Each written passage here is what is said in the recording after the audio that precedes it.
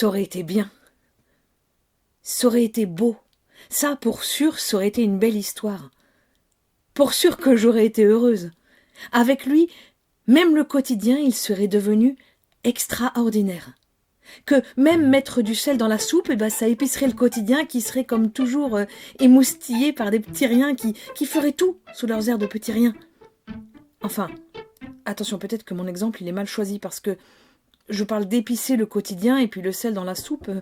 Faudrait pas faire l'amalgame parce que je sais pas trop si le sel c'est une épice. Mais si c'est le cas, enfin, vous voyez, je ne veux pas dire qu'on mangerait du poulet au curry toute la journée pour épicer notre quotidien. Non, je veux dire que même le curry, ça épice la vie. Enfin, le curry, le sel.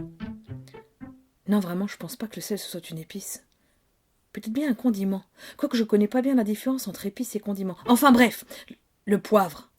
Ça doit être une épice. Oui, donc, ce que je veux dire, c'est que tout serait beau, parce qu'il y aurait du bonheur même dans les petites choses. Quand je dis petites, je ne parle pas de la taille. Non, parce que je vous parle du sel, et là, forcément, risque d'amalgame, on pense grain de sel, et... Enfin, je dis pas que les nains c'est moche, et qu'avec l'amour, on réussirait à leur trouver de la beauté, non. Enfin oui, un nain, ça peut être beau, même sans les yeux de l'amour. Quand je dis petites choses, je veux dire que même les choses insignifiantes, attention, je ne dis pas que les nains sont insignifiants. D'ailleurs, je parle de choses insignifiantes et en l'occurrence, les nains sont pas des choses. Enfin, à part les nains de jardin, qui d'ailleurs sont souvent moches. Mais même ça, Blanche-Neige, avec les yeux de l'amour, elle leur trouve de la beauté, comme quoi. Enfin bref. Ça aurait été bien tout le temps. Dans toutes les conditions, même à table, avec les copains de Blanche-Neige et une soupe sans sel. Vous voyez ? Ça aurait été exactement comme ça.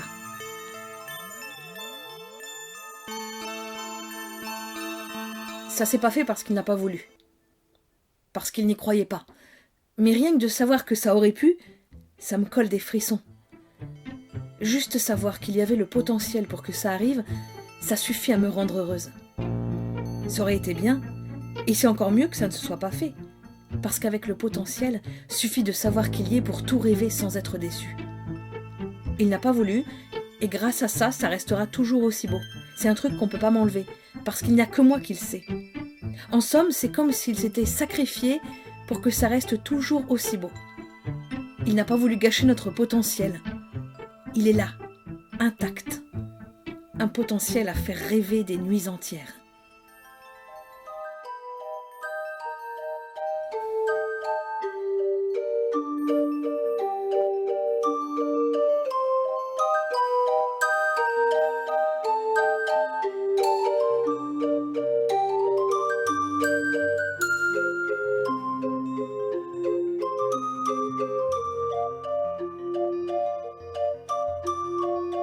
Quand j'étais petite, j'imaginais des tas de choses sur quand je serais grande.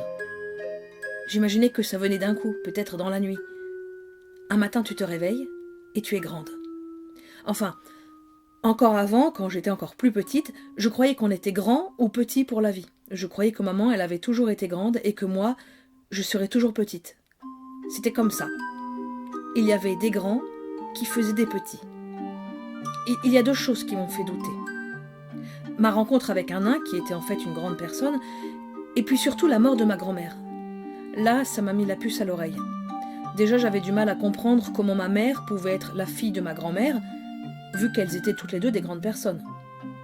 Mais en même temps, vu que ma grand-mère était vieille et rabougrie, je me disais que ça devait être une exception. Mais quand maman m'a dit, à la mort de ma grand-mère, que les grandes personnes mouraient tout un jour, je me suis demandé comment les petits feraient le jour où toutes les grandes personnes seraient mortes. Et là, j'ai compris qu'on n'avait pas le choix. Qu'il fallait bien se dévouer pour être grand à son tour, pour remplacer les grands morts qui commençaient déjà de leur vivant à rapetisser et pour faire des nouveaux petits qui remplacent les petits qu'on était avant de devenir grands. Et donc, je me suis mise à rêver à quand je serais grande, sans vraiment savoir à quel moment ça arriverait. Et d'ailleurs, c'est jamais arrivé. Enfin, oui, d'une certaine façon, je suis grande maintenant.